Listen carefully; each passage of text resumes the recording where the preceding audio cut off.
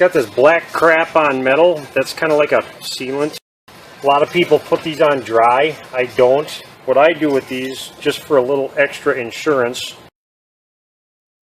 Ultra Gray Permatex. I just put a really thin coat on both sides. It's a really thin coat. If it had that rubber factory seal around it, I wouldn't put anything on this. You want to torque these to 105 inch-pounds if you really care. See, that's just a little bit squeezing out of there. That's perfect. Now, since these cam gears like to move, they're going to piss me off. I'm going to put a vice grip on here. I'm just going to leave the tension just really not so tight. It doesn't need to be really tight. Because what I'm going to do is turn this cam to line up that mark I made, because it's on a lobe. I'm going to lock this thing down. That should hold it right there, and I'm going to do the same thing with the back side of this, because that one's just as goofy. Okay, now for this chain, the 2 gold link, that goes on this front sprocket. There should be a bottom mark right here. I'm going to line that up with the crankshaft sprocket, and then I got to put them inside guides on, and then I got to put the sprockets on, and then the tensioners. So you're gonna watch me do all that junk.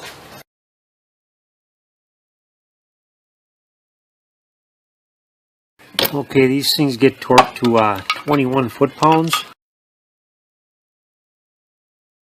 Everything's in my way. Okay, now I got this gold link. I want to line that up with that arrow and that mark. And this dirty boy's next. That one I can tighten up all the way because it's a pivoter. So I'll leave the other one loose for now, and I'll just tighten this one because. Okay, now we can tighten this other one up. And I got that arrow. And I got 2 links. I won't get these tight yet either. I don't want them cams to turn. I'm just snugging them up. Looks like I got to turn the cam just a little bit. Just 2 gold teeth and a mark. I got a gold tooth here and a mark. That's where I want the stuff. It's all lined up right. So now I can put that tensioner in. At this point you're supposed to put that tensioner in, but I'm not going to do that because I cheated before, so I'm going to cheat again. I put this block in here just to tighten the chain up. So the chain's nice and tight right now. So I'm going to go ahead and tighten them sprocket bolts down. And I did it this way because I love wood. I don't know. I just thought I'd say that. I thought it was fun. Being a man and all, you know. Man humor. I am going to reuse this O-ring too. It should seal. I ended up putting a new tensioner in this thing. You're supposed to poke this little ball bearing and bleed the oil out of it because it's a spring-loaded ball, and you push it in, and you're supposed to push it in so it stays like this, and oil pressure is supposed to pop it back out, and it didn't happen with this thing. It's just stuck. I don't know what's going on with it. I put a new one in it, and because it was rattling like crazy after I got it all put together and running. And I put a new one in it, and now it's nice and quiet. It runs real nice. Yeah, I'm going to edit this out, I'm actually going to edit how I put the new one in because I had a really good idea. I had an epiphany. That's going to be a part of the installation. So yeah, I would recommend just getting one of these. You might want to get a whole new timing chain kit, but this one actually looked really good, so I wanted to save it because all the guides in the chain looked really good, and the tensioner wasn't overextended or anything, and somebody changed the oil a lot, and it was really clean and nice. This thing just didn't feel like working. I was rattling like crazy, so that's it. I'm done with this car. Well, I had to get Ingenuity going because you can't hold that thing up there and screw it in at the same time. It's almost impossible. You can barely get your hands up there. It's such a stupid design. These engineers, they're crazy. So what I did was I got some really long 6mm by 1 bolts and just started them. And then I took an exhaust spreader and put it between the power steering pump that I had to slide back and that bracket, and I just screwed it up in there, and now I'm just gonna put the bolts in. Man, this thing is so stupid. I can't figure out any other way to get that in. I tried and I tried and I tried, and all it's gonna do is piss you off. I swear, it's so freaking dumb. I tried to put this timing cover on and the seal folded over. The reason why is because this little lip right here is all rusted out and the seal sticks to it and it wants to grab it, so I got to take some emery cloth and I got to clean this up really good so the seal slides on really nice without folding over on me. It should be nice. I'm going to hit this with brake cleaner one more time. Little ultra gray. I put a little gear oil on the seal. This Torx goes up in the upper left corner. These get torqued to 101 inch-pounds too. These 3 bolts allegedly go to 40 foot-pounds.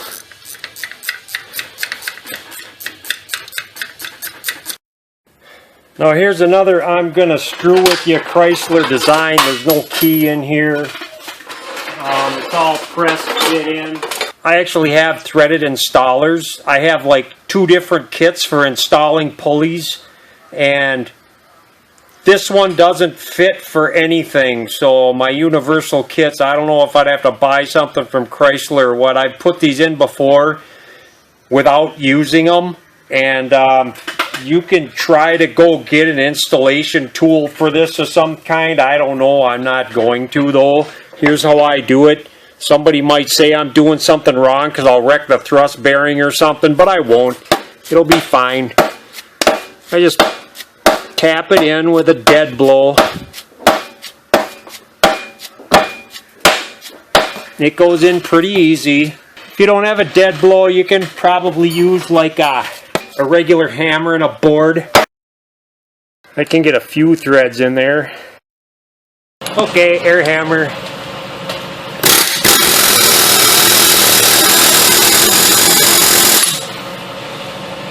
You're not going to hurt any thrust bearing on this. This bolt's supposed to get torqued to 125 foot-pounds. I don't know, maybe there's a holder for it, or you can use a flywheel or something. I use a 120-pound torque stick.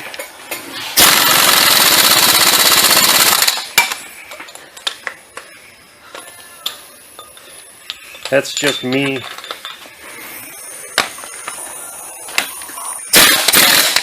I'm sure you can make your life difficult and do it a different way. Okay, now for this job of shame, I gotta put the damn pump back on. Piece of crap. God, the stuff they build, man, I can't believe. This job calls for 8 hours. It's such a frolicking lie. These Chrysler engineers, I swear, they're all smoking crack. Sitting in an office, laughing, having a good time, smoking crack. I'm telling you, you gotta be a sorry son of a bitch to go to college for 4 years and go work for Chrysler. These people. Got an adjuster that don't even work right. From the factory. It's made not to work right. Because engineers from Chrysler smoke crack. There's a half-inch drive thing in there, and it's a freaking joke. So I'm not even going to use it. I got a 36-inch pry bar. It works lovely for this stuff. Yeah, I put this thing on and I tweaked the living crap out of it to get it tight. It's not tight enough.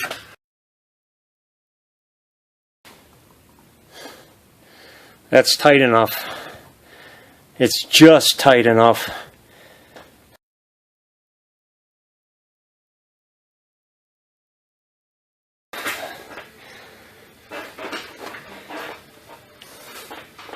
I am the most important person ever. I drive a Chrysler Sebring convertible.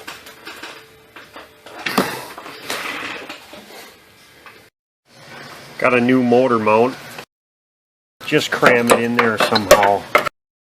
I'm sure that's in the Chrysler manual too, you know, just cram it in there somehow.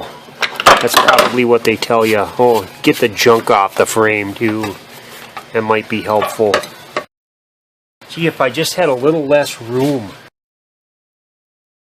I'm going to put those frame bolts in from underneath first. Suppose before I get too carried away, I can put in these cam plugs too. I'm going to jack this engine up.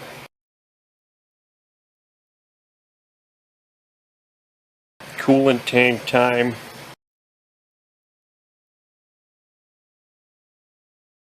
Bolts for the coolant pipe. That one there. And that one up there. I got those in from the bottom. Don't even try to get them from the top. Cam sensor. Now this rear valve cover is going to piss you off too. It's a miraculous piece of junk that's crammed in there really, really bad. They don't like to go back in. So yeah, you go trying to cram this thing in that thing because there's no room and these bolts like to fall out and hit everything. And the gasket, it doesn't stay in place really well at all. None of these do. So you're going to want to get some brake cleaner. You got to clean all the oil out of these damn grooves. You probably got to go over them more than once. Okay, that's not shiny anymore. It's pretty dry. Now I got some high tack. This is good, nasty, stringy stuff. I'm going to slather it in all these grooves. You don't need a lot. I'm taking some out of this one because there's too much in there. Okay, it looks covered. You want to take your O-rings. You're going to put a little amount of that on here. You want to let this stuff dry on here.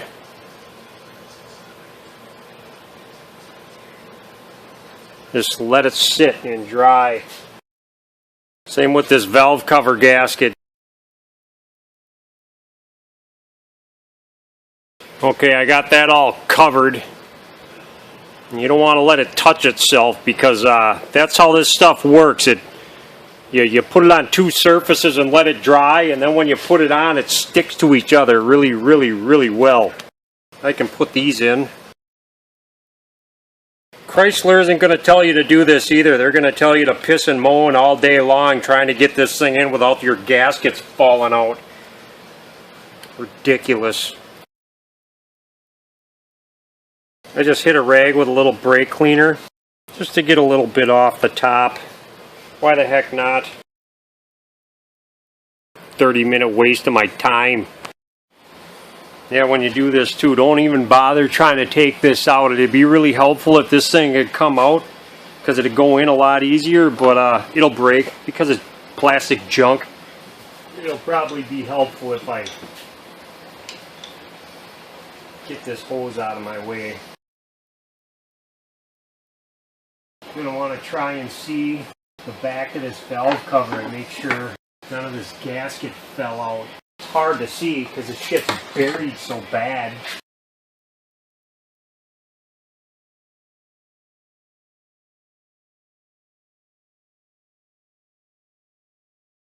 Now this one you don't need to do anything special to